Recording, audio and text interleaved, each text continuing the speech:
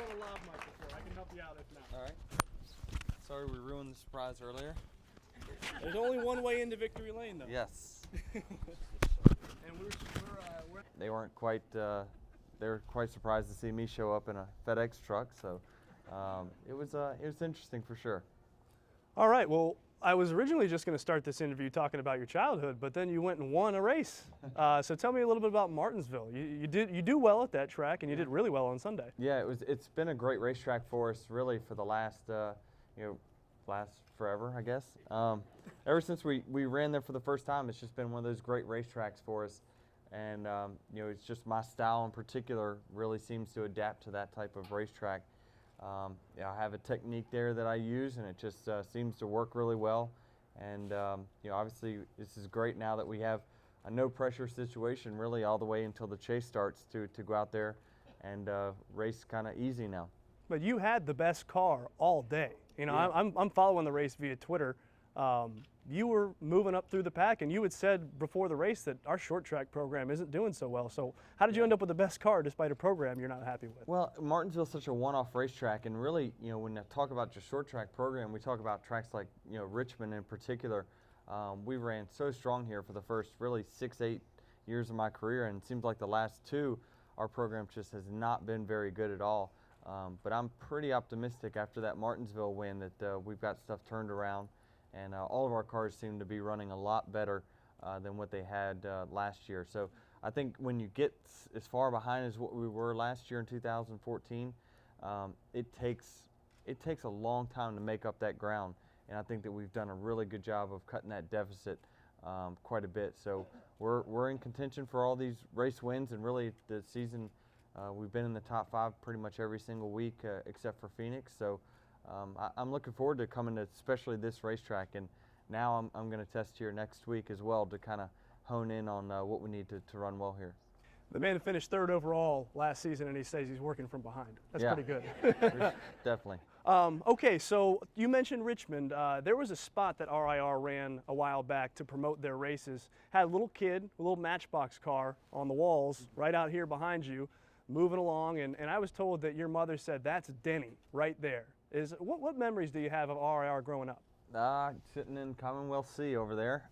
That's where our family tickets were for many, many years, and I just remember, watching so many laps around this racetrack, and that's a lot of the reason I feel like I feel like I'm pretty good at this track is I've just watched so many laps sitting from the other side of the stands. But thinking that I've been in the sport for 10 years now, it's still surreal to me to kind of go up and do my suite appearances before the race and look down and see my car on the grid, knowing that I'm about to compete in this race. And so it's been a crazy fast 10 years that I've been in this sport, and hopefully we're able to do it for about 10 more. 10 years since your rookie year, but man, you have been racing since you were 7. And I got a little secret for you. I had like a half an hour conversation with your mother before I interviewed you. She gave me some insight. She said that, we had to wait until he was 7 to put him in a go-kart. And I said, 7 sounds kind of early. Yeah. How did you know you already wanted to race by then? I just knew, and a lot of it was just, I came here, and I remember as a kid, I was 5 years old when the bug hit me. I was closer to the fence than I was supposed to be, and I could just smell the tires and the fuel and like the rubber, and I was like, this is awesome, and the car's flying by, and I was just like, this is what I wanted to do. And so from that point on, it's just like, before I could actually ride a bicycle, my parents said I would just push it, and I would run beside my bike, because I didn't have training wheels. I just would push the bike just as fast as I could run, and like I always wanted to race in everything that I wanted to do. So I just always had that racing bug. And then my brothers and sisters that were much older than me, we had a pedal car that they thought it'd be fun to kind of, Dukes of Hazzard me like over jumps. And like while I was in it, they thought it was funny to like push me over hills and ramps and stuff and watch me crash, but I thought it was pretty fun too. So you must have been the youngest, because I had the same experience with a BMX bike. Yeah. So I didn't know this until I started researching a little bit. You were actually born in Florida. Mm-hmm. Your family moved up here when you were 2. Your mom says your dad had a trailer business, yep, and you helped out with that here on the mean streets of Midlothian. Is that right? In 1997, my dad started Chesterfield Trailer and Hitch and on Hull Street, and we just that's what I would be doing right now if it I wasn't racing. Is I'd love doing it. People would bring in their landscaping trailers, and I'd install hitches and welder, fabricator, and wiring guy. I did pretty much everything that involved trailers, and so it's something that I love to do. I love going to work, and so right before that, I was working at the Subway across from Martin's on Hull Street. So I've pretty much done it all around this area. And your mom said that she figured out this was more than just a hobby or something that you enjoyed when they put you in mini stocks and you won, what, your first 2 races or something like that? Yeah, we went to Langley, my very first race, and won there. And then I ran a couple races at Southside Speedway in the mini stock and won the championship there in 97, I believe it was, as well. So as soon as I turned 16, I mean, we were running on the streets of Southside. So it was, I grew up watching, guys like Bugs Harefield and Wayne Patterson and Eddie Johnson, those guys, and watching those guys really is kind of what makes us the short track racers that we are now. And your family didn't really take vacations. You kind of just spent every weekend at a different racetrack, whether it be Southside, Manassas, Langley, maybe South Boston. If there was a race going on and we could make it, we would try to go, and a lot of times with the same race car. So the turnaround would be like, that's why I feel like I've gotten so well on the Cup side of like protecting my equipment and not getting in a lot of messes, is because I knew if I crashed on Friday, then I wasn't able to race on Saturday. So I always protected my car Friday to ensure I could race Saturday, and we would just race all over the East Coast really at a lot of different short tracks. So that's kind of how we grew up. You spent some time at a couple different elementary schools in Midlothian. You eventually made it to Bailey Bridge Middle School, and then Manchester High School. What can you tell us about young Denny? He's a troublemaker. I spent more time getting kicked off the bus than I did doing what I should have done. But that's the people ask all the time, did you go to college? No, and that's kind of for me the only downside to starting the racing and going directly to racing, and that's all I've ever done, is that I kind of feel like I missed out on a little bit of the college experience. I wanted to. Wish I could have done that, but obviously the road we took ended up paying off for us. Yeah, I think literally and figuratively, right? Your mother said that in elementary school you were having a little trouble with math, and the teacher called her and she was so excited. She said, "Oh, I broke through, I got to him, I put everything in racing terms." Do you remember that? I do, and you've clearly spent too much time with my mother.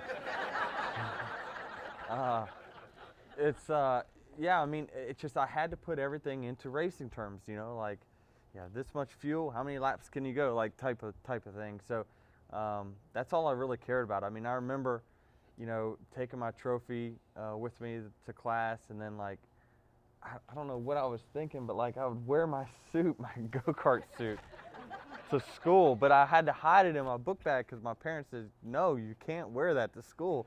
So as soon as I'd get on the bus, I would change into my racing suit. So I was just, I was a mess. It's a one-track mind, though. Yeah. And I think that you're going to find that with a lot of professional athletes, right? Yeah. They have a passion and they go after it. Definitely. And you were not only passionate about it, you were very, very successful. Do you have any concept of, man, I just stepped right up to the next level and won, and I stepped up to the next level and I won? Yeah, and that's what was so different about my journey from the local short tracks to the Cup Series. Is it happened? I went from racing late models on the local short tracks of Southside or where it may be to running the Cup Series in 1 year. 1 year, and that's just kind of unheard of in our sport. Usually people take they'll go race the K&N Series and then the Xfinity or trucks or something like that for a few years, but the opportunity came about, and we just kept performing, and they put me in a truck that was very underfunded, and we finished top 10 my very first time, and then that led to, well, let's try them at the next level, and it was the Busch Series at the time, and finished top 10 my very first time. Like, well, let's go to the next one. Next thing you know, the ride came open for the FedEx car, and at the end of '05, and I wasn't ready. There's no way I was ready, but they threw me in there, and we had some success, and it kind of led to a great rookie season. And now I believe you've won a race every year in the last 8 seasons, right? 10. 10 seasons. 10 years, yeah. I got to do better research, folks. I'm sorry. Look at this man. How good is he? When it comes to just regular Richmond things, I want to know, was it all trailers and cars, or did you go to the river? Did you go see the Nutcracker at the mosque? Did you do anything that we do growing up here? It's funny, when we were delivering tickets today, I saw signs to Pony Pasture. I was like, oh man, I used to go there. And evidently people still go there, so I don't know. My parents made it very clear that I wasn't going to be, I had to focus on racing. Like, I used to try some other sports, basketball and baseball and everything, and so I had an in-between phase when I was about 12 of like, do I want to race or I want to play other sports? And so I figured out I was better at racing than I was at the other stuff, and that's what I focused on. So like, I'd leave school and I'd get my homework done, and all I wanted to do was just go work on my go-kart or my race car. And so I never really had time to do much else. One other thing I got into in the local area is I had a Ford Ranger, and I chopped it all up and got a paint job on it and put wheels on it, and I was part of a car club, and we drove around and went to a bunch of car clubs all over the place, hung out in parking lots, got chased off by the police a lot. But that was pretty much the extent of my childhood here. The local police are really good at making sure you're not in a parking lot you're not supposed to be in. Exactly. So when it comes to you right now, I mean, you have moved to Charlotte, because that's where, what, 3/4 of NASCAR lives anyway. It seems like out of necessity you need to be down there. That's where Joe Gibbs Racing is based.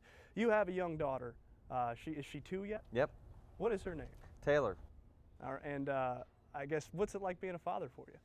It's been a great 2 years, and obviously now she's just a little bit over 2, so it's getting really fun now. Like, she's starting to can carry on a conversation with you, and she works my iPhone better than I do. She even unlocked it and got my I don't know how she got my passcode.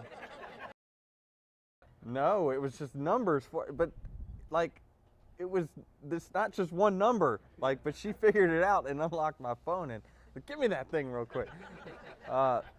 So she might not need racing terms for math class. She's pretty smart, and but it's fun right now because she's so smart, and she's can tell you what she wants, and it's tough when they're like barely 2 and like they're whining, but you don't know what they want. Now she can kind of tell me and point to what she wants, and I get it, and it's every day there's something new that she learns, and you kind of recognize it. So if I'm gone away from her for just like a weekend, I'll come back and like, she's learned all kinds of new tricks. It's awesome. Have you ever thought about what it would be like to raise her here, sort of like you grew up, as opposed to Charlotte? I know the towns are somewhat similar. Yeah, I mean, they are actually very, very similar. I love both towns, and obviously, my racing career is not going to last forever. I don't want to go as long as some of these guys are going. So eventually, I'm going to make my way back to this area, and obviously, do some stuff within this community. And I'd like to start another trailer shop and stuff. So that's what I'd love to do. You want to go back to that? Yeah, I think eventually. It's just I don't know why, but it's not like opening a restaurant or doing something. Like, I just enjoy getting under a truck and working on it. All right, our time is running short because God says so. Yeah. So I guess I will try to wrap this up pretty quickly here. The rest of the season, as you go on, Richmond's going to come up twice. How do you? I guess you're feeling a lot better about the short tracks. I am, and I'll know a lot better after the test next week for sure. I'll know how optimistic I should be about the race here coming up, and then the one in September. But I'm looking forward to it. I mean, I love performing well. People I always ask, do you love coming to Richmond? And I do, as long as I do well. Like, it's not fun if you don't do well. You're here in front of your friends and family that they've watched you for many, many years at other short tracks, and the people that come here are the ones that can't go visit me other places. So we want to come back to the winning ways and be like right here. And I asked you in April last year what you get to do. Well, It's getting serious. it's getting serious. All right, last question. When you actually get to come home and your day isn't scripted as it has been today, what do you get to do? I think last year you said you go to a TGI Fridays, but there's got to be more than that, right? I mean, I don't know. The TGI Fridays, the TGI Fridays bar is pretty awesome. So that's where I usually I try to find myself after a victory.